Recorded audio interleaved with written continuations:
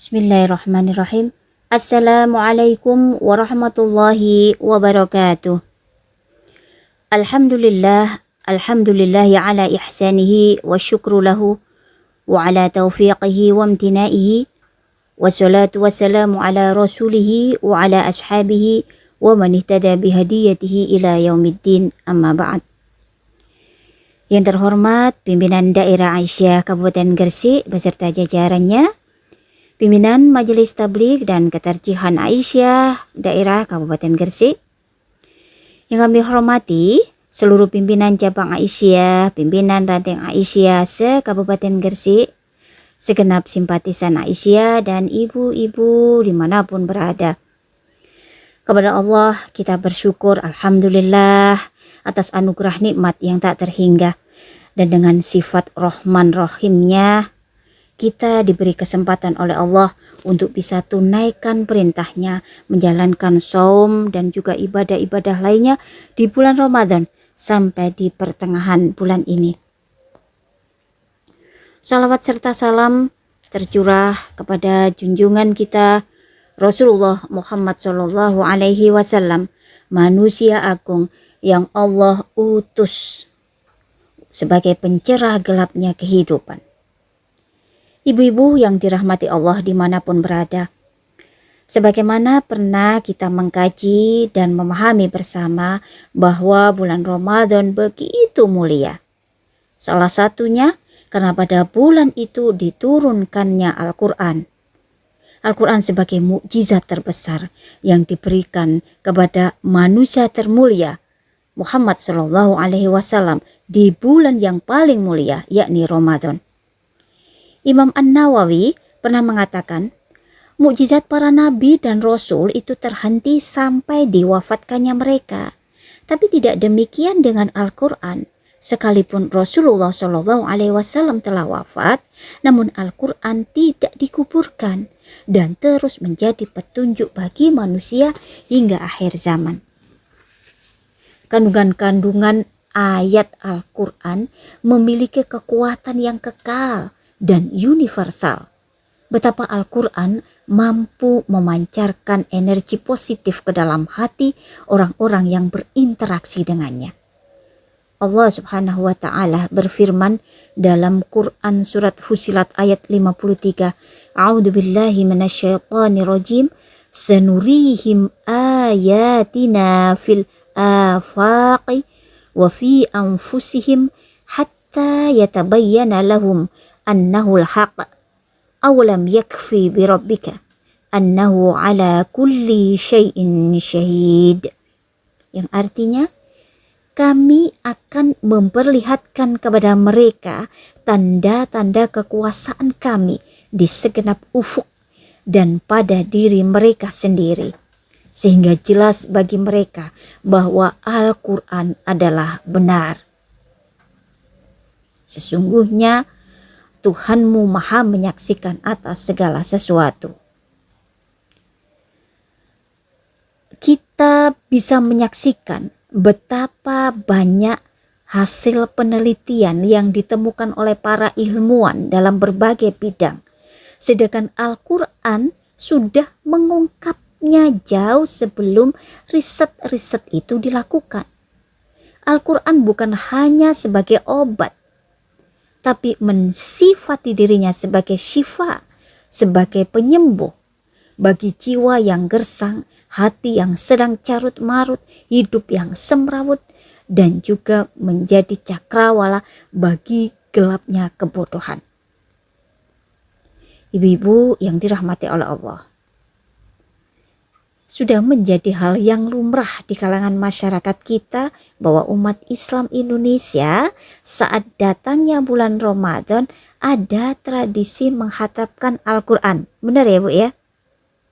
Bahkan di kalangan masyarakat perkampungan, mungkin juga di perkotaan, setelah mereka usai melakukan sholat tarawih berjamaah ataupun sholat subuh berjamaah, kemudian dilanjutkan dengan membaca Al-Quran, baik itu sendiri-sendiri maupun secara berkelompok, bergilir sesama jamaah. demi untuk bisa menyelesaikan bacaan Al-Quran minimal 1 kali khatam dalam jangka waktu 1 bulan Ramadan. Tradisi semacam itu sebenarnya juga terjadi pada zaman Rasulullah. Proses pengulangan bacaan Al-Quran selama bulan Ramadan di zaman Rasulullah disebut dengan mu'aradah, yakni ketika malaikat Jibril setiap malam membaca Al-Quran bergantian dengan Nabi Muhammad SAW. Sebagaimana hadis Ibnu Abbas, wa kana yalaqahu fi kulli lailah min Ramadan wa yudarisuhul Quran. Malaikat Jibril menemui Rasulullah SAW pada setiap malam di bulan Ramadan untuk mengulang bacaan Al-Quran. Hadis riwayat Bukhari Muslim. Pelajaran penting dari hadis tersebut ialah bahwa Rasulullah melakukan pengulangan membaca Al-Quran di setiap malam pada bulan Ramadan. Padahal kalaupun Allah itu berkehendak, sebenarnya cukup sekali saja bacaan itu bisa sampai kepada Nabi dengan kun fayakun. Namun dalam peristiwa ini sejatinya ada pesan moral yang sangat mendalam, bahwa membaca Al-Quran dan mengulangnya dimaksudkan akan mampu memberikan efek dan vibe positif bagi pembacanya, baik itu selama bulan Ramadan maupun di sepanjang bulan-bulan pasca Ramadan. Kenapa? Karena berinteraksi dengan Al-Quran pada hakikatnya adalah sebuah dialog dengan Allah. Allah sebagai Rabb, pencipta, pengatur alam jagat seisinya ini. Dalam hal ini Imam Ahmad bin Hanbal pernah berkata, jika aku ingin Allah berbicara padaku, maka aku membaca Al-Quran. Dan jika aku ingin berbicara padanya, maka aku mendirikan sholat. Karena sholat adalah kesempatan untuk bermunajat. Ibu-ibu yang dirahmati oleh Allah, di bulan Ramadan yang sangat mulia ini, kita sebagai seorang mukmin dituntut untuk lebih cerdas lagi mengalokasikan waktu, memanfaatkan kesempatan yang sangat berharga ini untuk bisa lebih dekat lagi dengan Al-Quran. Ibnu Abbas pernah berkata bahwa Rasulullah SAW bersabda, barang siapa yang membaca 1 huruf dari Al-Quran, maka baginya 1 kebaikan. Sedangkan 1 kebaikan dibalas oleh Allah dengan 10 kebaikan. Tidak dikatakan bahwa alif, lam, mim itu 1 huruf, akan tetapi alif 1 huruf, lam 1 huruf, dan mim 1 huruf. Adapun kebajikan, amal-amal kebaikan di bulan Ramadan itu Allah sendiri yang akan membalas dan melipat gandakan pahalanya tanpa batas, unlimited.